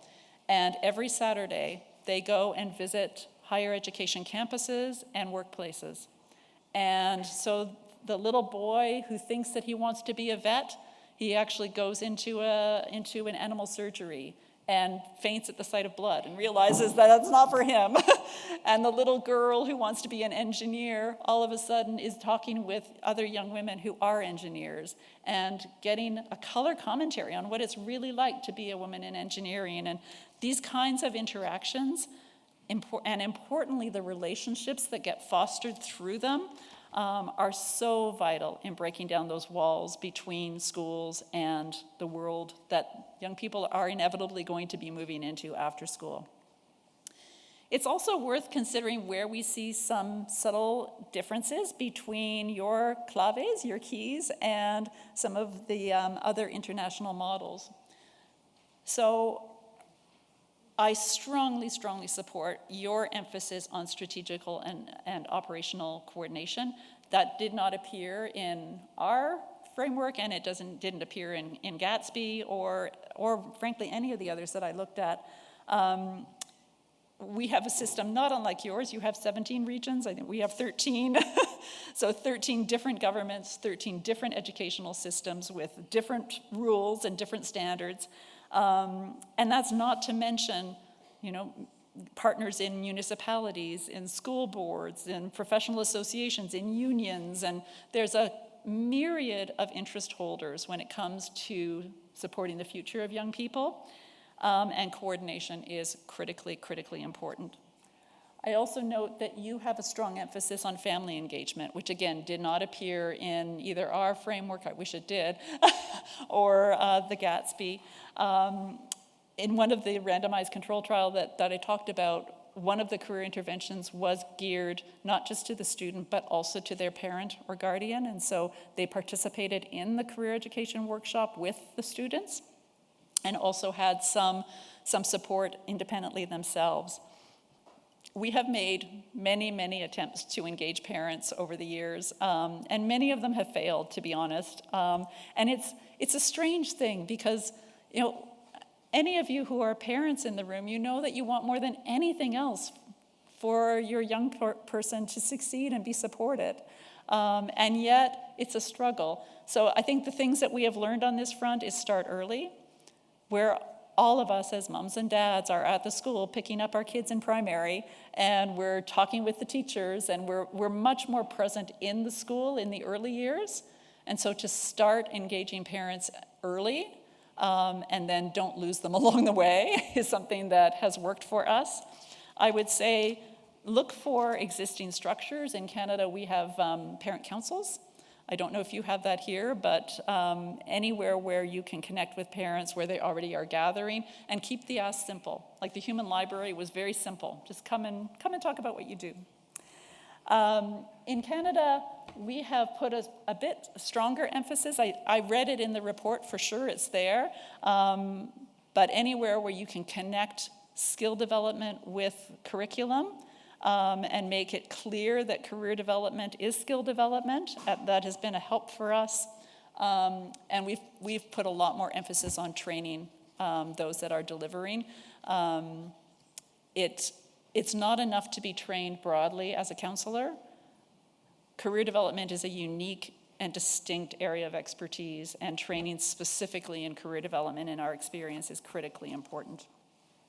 And then the last area where I see some difference is on that focus on evaluation and return on investment.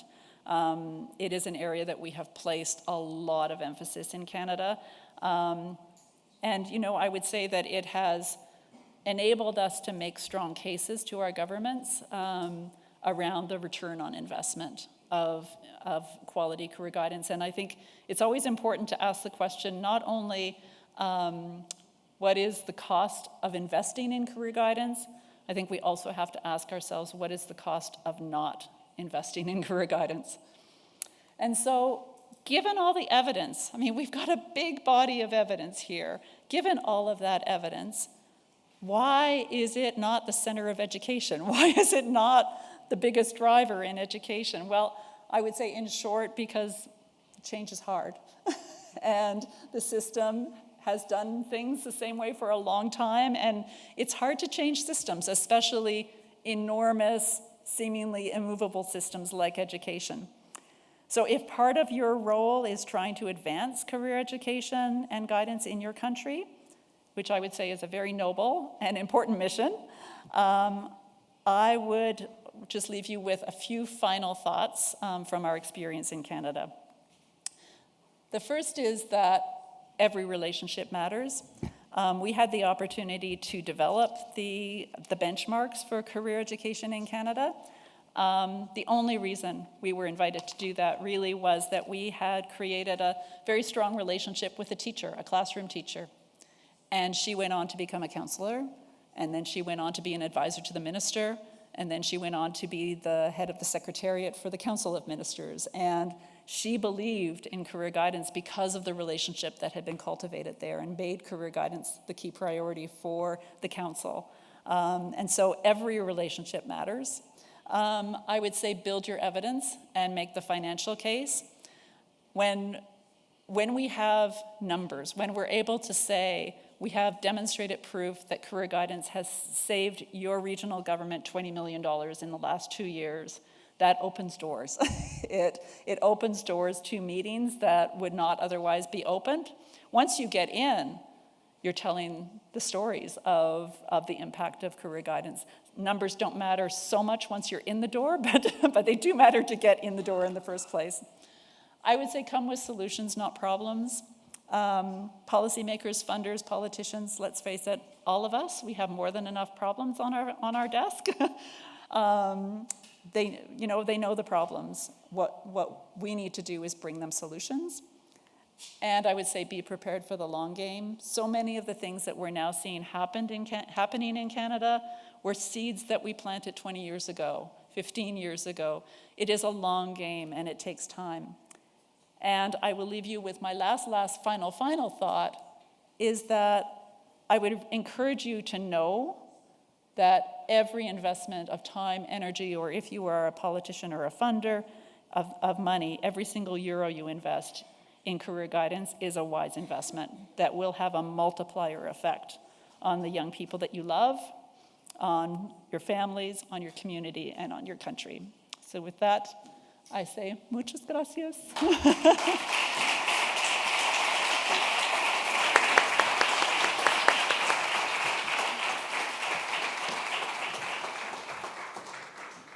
Thank you so much, Sarina. You are not only a high expert, but a lovely human being. Ahora vamos a, de alguna manera, ir a la parte ya más final del evento. Hemos preparado una mesa, que es una caja de resonancia, con estas ideas que nos ha traído Sarina, con Javier, con todo esto. Poder debatir con actores, agentes jóvenes que están trabajando desde diferentes perspectivas, desde diferentes ángulos en la temática de orientación profesional. Así que invito a subir a la mesa, que ya tenemos prácticamente preparada, a María Puertas, orientadora de la Escuela IDEO, Manuel Alpañés, orientador del Colegio San Patricio, Adrián Pacín, responsable de Talento y Alianzas de Campus 42 Madrid, de la Fundación Telefónica, y Elsa Arnaiz, directora de Talento para el Futuro. La mesa será moderada por Sara Sánchez, Project Manager de la Fundación Bertelsmann.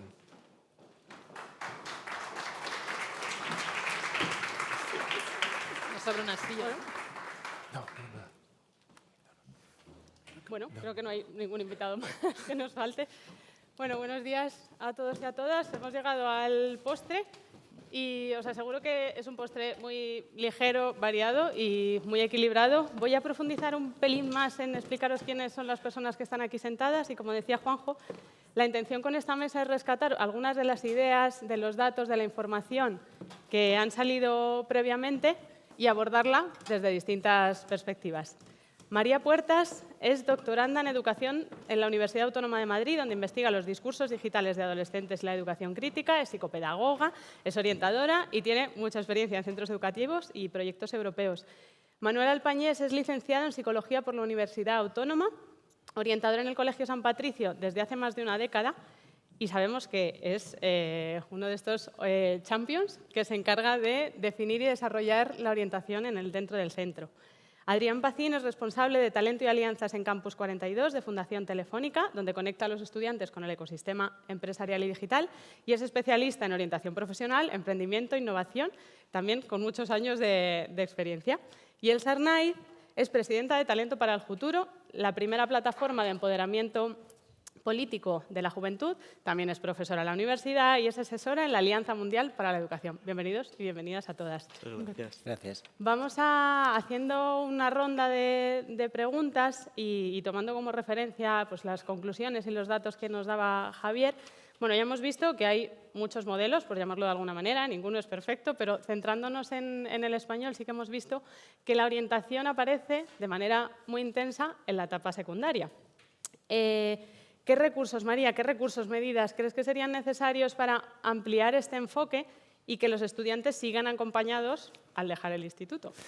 Bueno, pues yo la verdad que desde mi experiencia y desde mi perspectiva, creo que habría que invertir en crear una red de orientación postsecundaria. ¿Esto qué podría hacer? Pues hacer una intervención del servicio que pueda ser desde la educación, el empleo y la juventud. Y al salir, los estudiantes puedan tener una referencia orientadora o un modelo, o un mentor, perdón, con el que pudieran ser aconsejados, ¿no? Y esto puede ser pues, desde servicios locales, el SEPE, la FP, la universidad, ¿no? Puede ser desde diferentes perspectivas. Y creo que para ello estaría bien el desarrollar una plataforma digital en la que los alumnos queden registrados y así, como en Finlandia o en Países Bajos, que ya llevan a cabo algo así, los alumnos no queden fuera del sistema educativo, ¿no? Porque lo que sucede es que una vez que acaban los estudios reglamentarios, normalmente los estudiantes pues, ya no sabemos dónde están, ¿no? Y bueno, luego otra sugerencia que quisiera hacer sería reforzar aspectos que se han mencionado a lo largo de toda esta jornada, que es orientar desde antes, orientar desde la primaria, y porque actualmente estamos dejando a la voluntad de los colegios y de los recursos que tienen el orientar en primaria. Y creo que la orientación en primaria tiene que ser abordada desde un eje transversal en el que se hable del autoconocimiento desde explorar pues, la realidad laboral, ¿no? Incluso desde los trabajos y empleos que tienen las familias de los alumnos, ¿no? Y bueno, aparte de esto, creo que yo estudié magisterio, creo que estaría bien poder incluir dentro de magisterio, desde el máster de profesorado, una asignatura que hable desde orientación, ¿no? ¿Por qué? Porque el tutor no deja de ser un agente orientador, aparte del orientador pedagógico que haya en el centro, ¿no? Pero necesitamos más aliados y es evidente que estaría bien aumentar el ratio de orientación en las escuelas, no solamente en los institutos, sino también en los colegios. Y creo que de esta manera podríamos llegar antes, ampliar, eso es. Y luego ya, por último, conectar el sistema educativo con el sistema laboral. ¿Por qué? Porque bueno, pues eso no deja de ser algo que hemos visto que es eficaz, ¿no? Y yo personalmente tuve la suerte de experimentar cuarto de ESO más empresa y mis prácticas fueron para ser enfermera, lejos de lo que es la orientación laboral hoy que tengo, ¿no? Entonces creo que dar experiencias a los alumnos antes de los 16 años es una buena inversión que se puede hacer. Muy bien, muchas gracias. Bueno, como decía Sarina, aquí venimos a traer soluciones, ¿no? Los problemas y la diagnosis ya tenemos muchas evidencias de cuáles son, así que muchas gracias. Manuel, hemos escuchado palabras de Javier, ¿no? El cómo infusionar o cómo introducir la orientación dentro del currículum, pues es una gran hazaña. ¿Cómo crees que estamos, en qué punto estamos en España y qué podemos aprender de países como Países Bajos, Alemania o Dinamarca? Que tenían muchos puntitos en el gráfico. Bueno, pues muchas gracias por la invitación a participar aquí en la mesa y por todo lo que nos apoyáis, la Fundación Bertelsmann, a los colegios. Yo, desde mi punto de vista, yo aporto mi punto de vista de en qué punto estamos. No soy experto, para eso han hablado ya los expertos. Yo estoy en la parte de abajo de esa pirámide que tenía el profesor pues proyectada. Me gusta lo del frontline, entonces eso es lo que yo puedo aportar. Yo veo ahí que es todo muy amplio, ¿vale? Queda poco definido.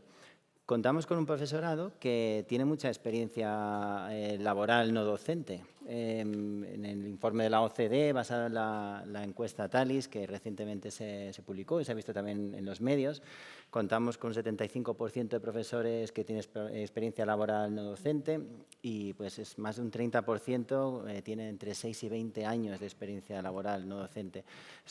Pues, tendrá diferentes lecturas e interpretaciones, pero es una oportunidad y pues no sé hasta qué punto la estamos utilizando.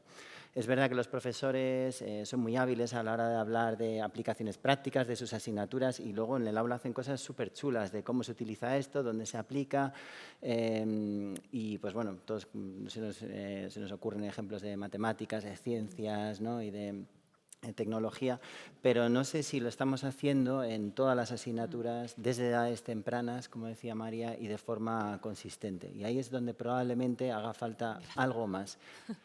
La orientación está presente en las leyes educativas, está en las competencias, y tenemos una competencia que es la personal, social, de aprender a aprender, que incluye toda una serie de cosas que todos querríamos para nuestros hijos, como decía Salín. Lo que pasa es que luego, en el día a día de un colegio, ¿hasta qué punto eso se desarrolla? Pues la comunicación lingüística como competencia clave, o la plurilingüe, o la de matemática, ciencia y tecnología, pues todos lo vemos en el día a día, tenemos nuestras horas, los contenidos mínimos, etcétera, y se desarrollan.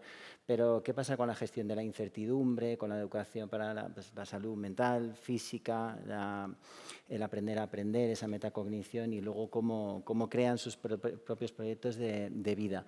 Eso, sin duda alguna, lo hacemos lo mejor que podemos, pero nos falta una estructura. Y ahí, pues, cuando te refieres a otros países, pues buenas prácticas que se realizan, se echa en falta pues a lo mejor esa integración más formal, obligatoria, en este caso ya de la orientación académico-profesional en el currículum. Y pues el Gatsby Benchmark número 4, vuestra clave 6 de Excellence, en ese sentido sería algo que quizás se eche en falta para que lo hagamos, no cada uno a su manera, que seguro que algunos lo hacen muy bien, sino de forma consistente, coherente, coordinada, para pues lograr pues, llegar a esos resultados que queremos. Muy bien, digamos que tenemos los cimientos de las leyes, ¿no? Y tenemos las sillas, pero nos falta un poco estructurar las habitaciones, ¿no? Para qué sirve cada una y tener como esa estructura un poco estandarizada, ¿no? Y que no quede un poco a la suerte de la disponibilidad de la formación y demás de cada docente. Sí. Pues muchas gracias, Manuel. Vamos a dar un pequeño salto hacia esa imagen de los diferentes modelos, ¿no? Vamos a pensar en esa conexión más cercana al mundo profesional. Y bueno, ya sabemos y creo que tenemos todos muy claro que la conexión del aprendizaje con entornos laborales, con aplicaciones prácticas, pues es muy significativa y tiene muchos impactos. Y Adrián, ¿cómo crees que la orientación puede ser, o cómo podemos usar la orientación como una herramienta o una llave para crear esos espacios un poco híbridos, ¿no? De aprendizaje conectado con la práctica, sin perder de vista la parte educativa en los conocimientos? Pues la verdad es que yo vengo de un entorno que es un poco privilegiado en este sentido, porque digamos que estamos en el ecotono entre un ecosistema empresarial y un ecosistema educativo. Campus 42 nació con esa visión de romper esa línea y estamos en Distrito Telefónica y estamos ahí en medio de todo aquello. Eso nos hace que de alguna manera veamos un poco la visión de imbricar desde toda parte la visión y la práctica profesional desde que entran a formarse. Eso tenía miedo de traerlo aquí, pero he visto que los expertos lo han traído ya, que formarse tiene que, orientarse tiene que ser parte del currículo. En Campus 42, desde los proyectos ya están haciendo proyectos reales de empresa tecnológicos. Entonces, digamos que el currículo ya es la parte de la orientación y luego, obviamente, está esa parte que me ha dado mucha esperanza, Serena Hopkins, con que las relaciones son todo, ¿no? Pues ese relacionamiento tan grande que tiene que haber con todo el ecosistema, ¿no?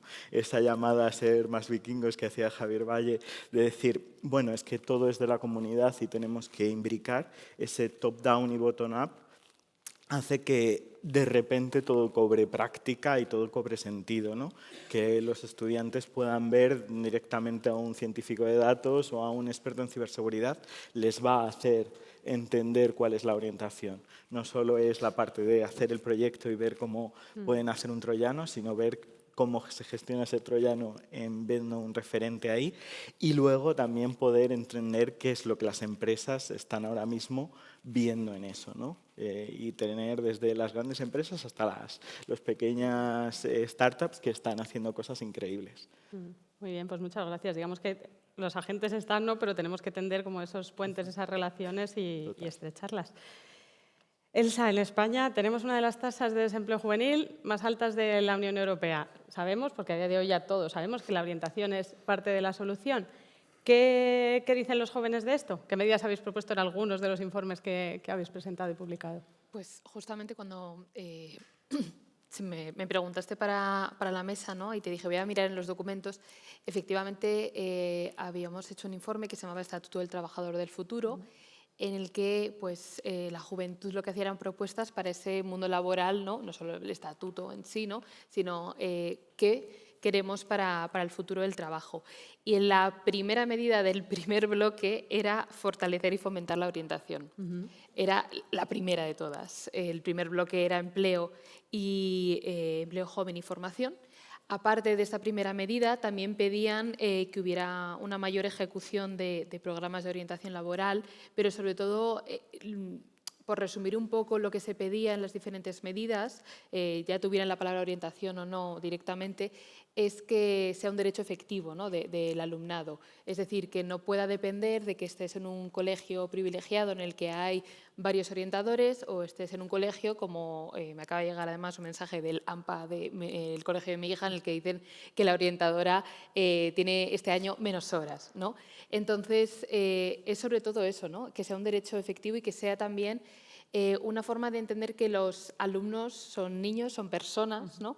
Que muchas veces nos metemos con esta parte de conexión con el mundo laboral que me parece fundamental, ¿no? Porque bueno, vas a la escuela, luego a una formación profesional o a una universidad para introducirte en el mundo laboral, pero cuando tú estás en la escuela, cuando estás en primaria, cuando estás en secundaria, o incluso en infantil como mi hija ahora, también se está construyendo una persona, ¿no? Se está construyendo quién va a ser, ¿no?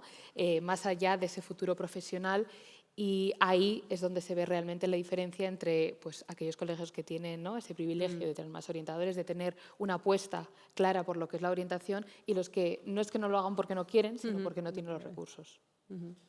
Muy bien, pues ahí conecta también, ¿no?, con esa parte de los derechos, la dignidad y cómo al final siempre somos personas, vamos transitando por diferentes etapas y evolucionando, ¿no?, dentro de un contexto, pero enlazando con esto, María, tú que has estado in situ dentro de centros educativos y teniendo en cuenta también lo que comentaba Sarina, ¿no?, ¿cuál es el impacto de una buena orientación, de una orientación que cubra de manera pues integral, de manera temprana, que haya un cierto marco y una cierta estructura y coordinación dentro del centro? ¿Cuál es el impacto en los alumnos real?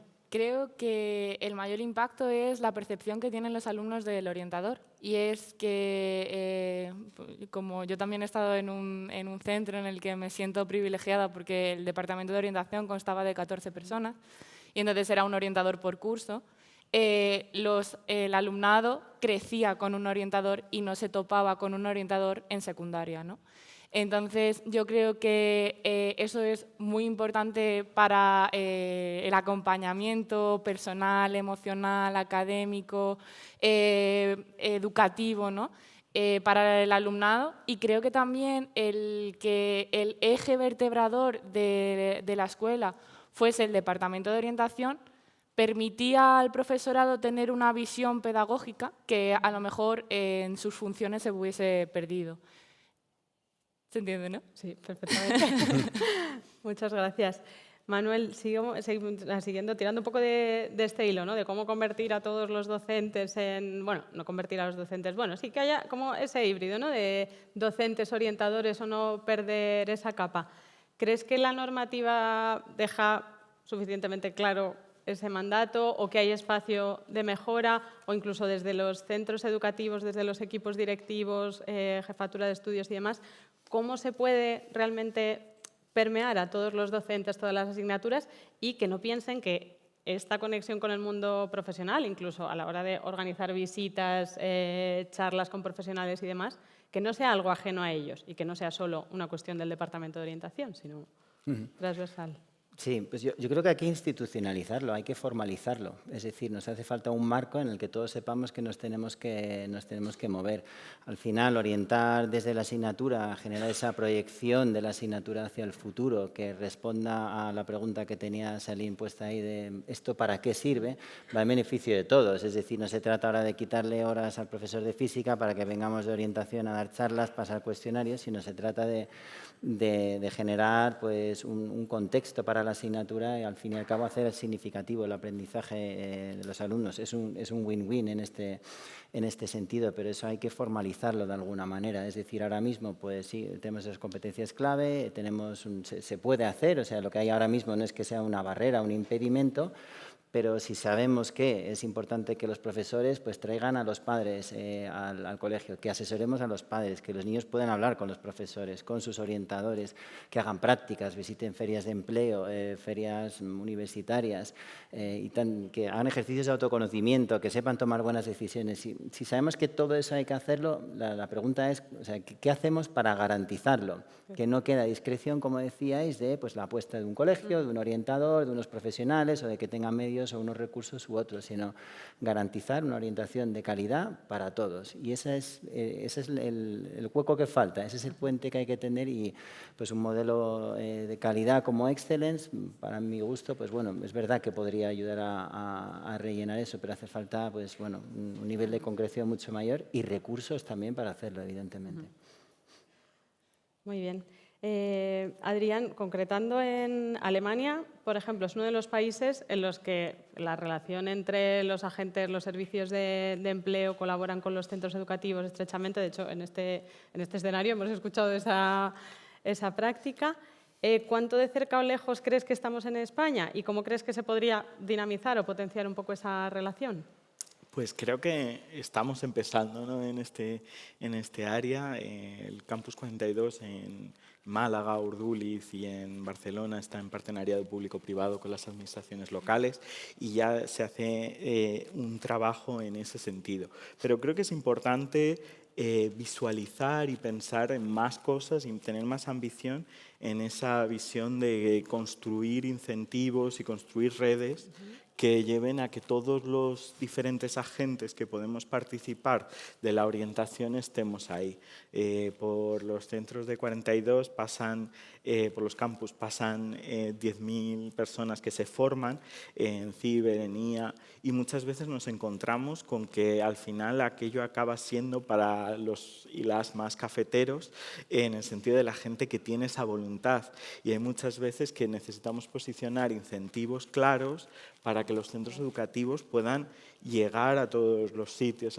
Estábamos hace una semana, Sara y yo, conversando con una persona que estaba en un orientador en un CEPA de Entrevías y decíamos, jo, es que este recurso está aquí también para ti y seguramente no estaba dentro de su inventario y sobre todo no sería para nada parte del capital social o cultural de los estudiantes que están allí.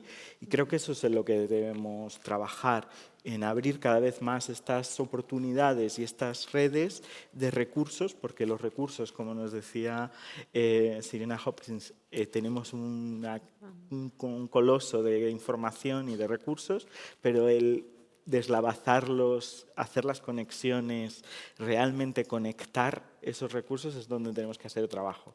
Y si yo le pondría una tarea sería esa, ¿no? Que las entidades locales y las entidades regionales trabajasen más en esa conexión de todos los recursos existentes, ponerle sentido, poner incentivos a las diferentes partes, facilitar ese trabajo de organizar esa información y esa gestión de recursos.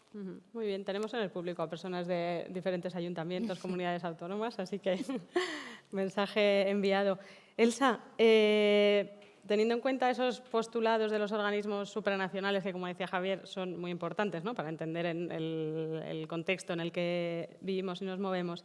En la Unión Europea la orientación es un derecho que tienen todos los ciudadanos, que además tiene un enfoque muy claro hacia la equidad, la mejora del acceso al empleo y un enfoque a lo largo de la vida.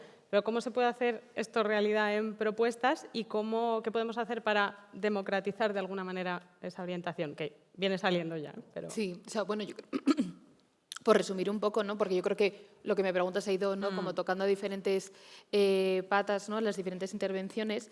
Por resumir también y por recordar una cita de un evento en el que estuve el lunes con la Alianza Mundial por la Educación, era un contexto de invertir en educación en países en desarrollo y en crisis, pero hay una frase que a mí me parece muy importante y es que invertir en educación para los diferentes ponentes no era caridad, sino que es política de Estado, ¿no? Pues entender, ¿no?, en este caso la orientación, entender que ese derecho a la orientación, que esa necesidad de institucionalizar la orientación, que no sea algo, ¿no?, que dependa del azar y de dónde hayas nacido, si en un lugar o en otro, y tengas la capacidad, ¿no?, de acceder a esos colegios con maravillosos orientadores, ¿no?, sino que sea realmente esa política de Estado, ¿no?, invertir, o sea, es que es invertir, ¿no? Desgraciadamente hoy en día todo pasa por el dinero y los presupuestos, ¿no?, porque necesitas tiempo, necesitas personas y eso es dinero, ¿no?, la jornada que tienes que pagar a esos orientadores, los espacios en los que pueden estar, ¿no?, etcétera, etcétera. Entonces es entender eso, que es política de Estado, que es que si tú realmente quieres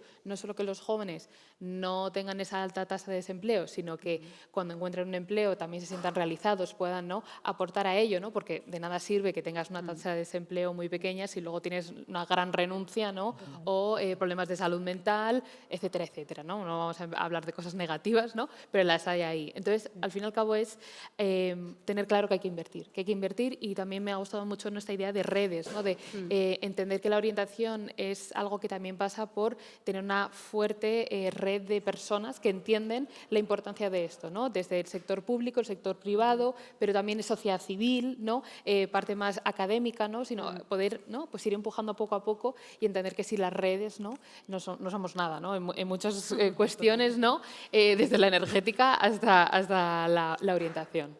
Totalmente. De hecho, bueno, nosotros como fundación siempre, esa ha sido siempre una de nuestras esencias o algo que llevamos muy marcado en el ADN, que trabajar con los centros educativos fue el inicio, porque sois los que estáis ahí en el frontline, pero sin duda esto solo lo podemos hacer juntos como sociedad. Nos quedan unos minutillos, así que aprovechando esta audiencia maravillosa que tenemos, donde tenemos personas con capacidad de decisión, de aplicar bueno, ideas y recursos que salgan de aquí, ¿qué petición, reto, mensaje queréis lanzar para que quede en el aire? Yo... No hay orden. Ya. A ver, yo creo que podríamos hablar de que no hay que orientar más, sino que hay que orientar antes, hay que orientar mejor y hay que orientar durante más tiempo. Vale. Esa es mi sugerencia.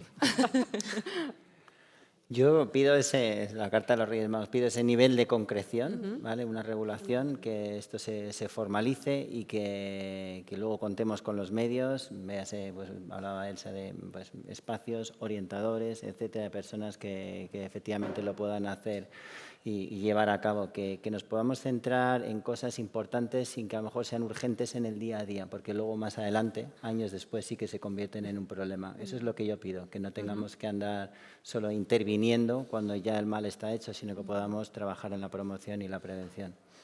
Muy bien, pues aquí queda. Adrián. Pues la verdad es que una de las cosas que más me ha iluminado todo el maravilloso análisis comparado ha sido la diferencia entre competencias básicas y competencias avanzadas de la orientación, porque creo que las competencias, volver a los básicos, creo que es algo que se nos tiene que demandar en este momento en el que tenemos a la inteligencia artificial ya trabajando en estas partes, que tenemos diferentes paradigmas de la sociedad del conocimiento ahí. Entonces, esa idea de volver a los básicos, a las brújulas que tenemos las personas, a esa orientación de que como seres humanos que vamos a vivir carreras igual como muy diferentes, pues ir a esos básicos y a esas competencias y la metacognición, aprender, creo que eso es una de las cosas que de alguna manera hace que siempre sea relevante. 42 se inició con una idea de básicamente saber que toda tecnología sería obsoleta en 5 a 10 años, y lo que realmente la sigue poniendo en relevancia y la hace cada vez escalar dentro de la innovación educativa es esa idea de que las competencias humanas están muy por delante de las competencias tecnológicas, y las competencias humanas son las que realmente hacen ese cutting edge, esa propuesta de valor en la competencia tecnológica. Pues para terminar, haciendo referencia al empoderamiento político de Talento para el Futuro y teniendo en cuenta, ¿no?, que tenemos diferentes actores, yo creo que el mensaje que me gustaría lanzar es que invertir en orientación nunca puede ser una cuestión ideológica, partidista, y sobre todo teniendo en cuenta que en España vivimos en un país que está dividido en comunidades autónomas, que a su vez tiene, ¿no?, diferentes niveles de competencias. Entonces, entender que es imprescindible que haya esa coordinación, porque si no luego puede suceder, ¿no?, que cuando llegan los chavales a la universidad o a la formación profesional y salen de su comunidad autónoma, si es que tienen que salir, ¿no?, porque no encuentran lo que quieren hacer, se encuentran en un mundo totalmente distinto, ¿no?, porque venían de una comunidad totalmente diferente a la que van a llegar, ¿no? Entonces, si realmente queremos prosperar como país, esa política de Estado, y pensar en, ¿no?, que queremos hacer ese derecho efectivo, la equidad, ¿no?, y la igualdad, ¿no?, en los recursos pasa porque esto no sea una cuestión política y que ni siquiera se discuta, ¿no?, sino que al revés, que haya consenso. Pues muchas gracias. Ahí tenemos el caso de Canadá, que también tiene una realidad muy compleja y, sin embargo, han conseguido a lo largo de los años, ¿no?, estandarizar de alguna manera la orientación. Bueno, pues muchísimas gracias por participar, por escuchar. Espero que os quede un poquito de hambre para seguir conversando ahora allí fuera, y dejamos aquí la mesa. Gracias.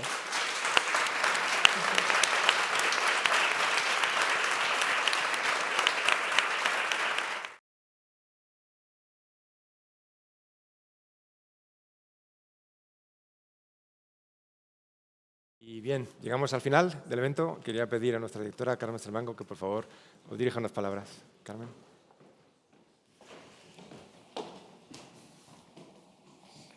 Bueno, voy a ser breve porque ya han anunciado ese aperitivo y no quiero robar muchos minutos. Bueno, quiero dar las gracias a todos los que habéis participado hoy, a Asunción Manzanares, a Bárbara Quílez, a todos los que han intervenido, al público en general, que tenemos gente que ha venido del Ministerio de Educación, de comunidades autónomas, de ayuntamientos, embajadas, cámaras de comercio, redes educativas. Muchas gracias también al equipo de la Fundación Bertelsmann que ha hecho posible el evento de hoy. Bueno, la Fundación Bertelsmann llevamos trabajando en orientación más de 10 años y un poco en nuestra esencia está el aprender mejores prácticas de otros países. Con esa idea, hace 7 años, fuimos a UK a conocer el modelo de orientación y la verdad que eso marcó nuestra trayectoria, ¿no? Hoy estamos encantados de poder compartir con todos vosotros el conocimiento y referencias de otros países, sobre todo para inspirarnos y aprender todos de los demás. Gracias a Javier Valle y a todo el equipo de la Universidad Autónoma de Madrid por el informe, a Sabrina Hopkins por haber cruzado el océano y estar aquí con nosotros compartiendo tu experiencia.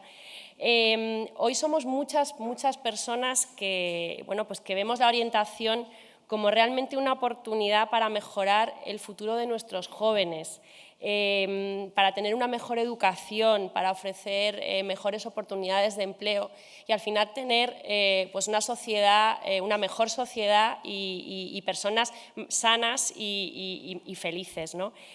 Os animamos de verdad a no dejar de trabajar para lograr una mejor orientación entre todos.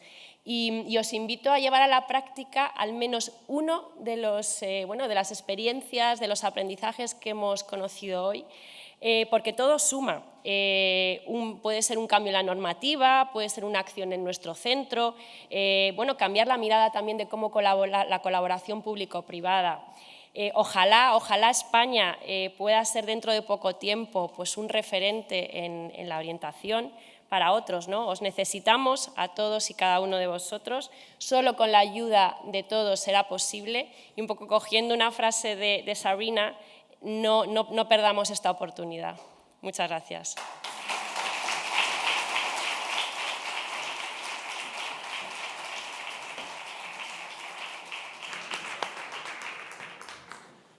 Pues nada, estáis invitados a tomar un aperitivo con nosotros.